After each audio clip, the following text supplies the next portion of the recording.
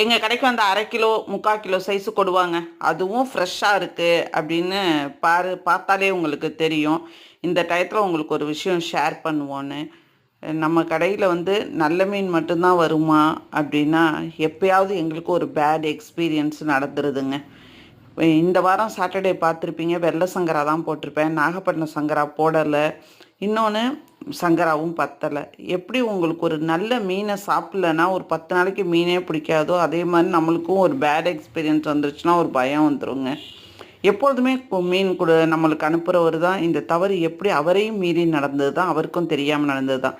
22 kilo தான் சங்கரா எடுக்கிறோம், நாகப்பட்டினம் சங்கரா. பார்க்கும் போதே நிறைய வயிறு உடஞ்சிருந்தது. வயிறு உடஞ்சா கூட பரவாயில்ல, சரியில்லைன்னு தெரிஞ்சுது.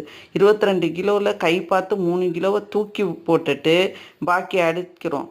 அப்பையும் தம்பி பார்த்தியா, சரியில்லைன்னா மாற்றி கொடு அப்படிங்கிறான். அப்பையும் சரியில்லாத மீனெல்லாம் அவன் மாற்றி ஒரு சங்கரா கொடுங்க, 2 சங்கரா கொடுங்கன்னு மாற்றி தான் கொடுக்குறோம்.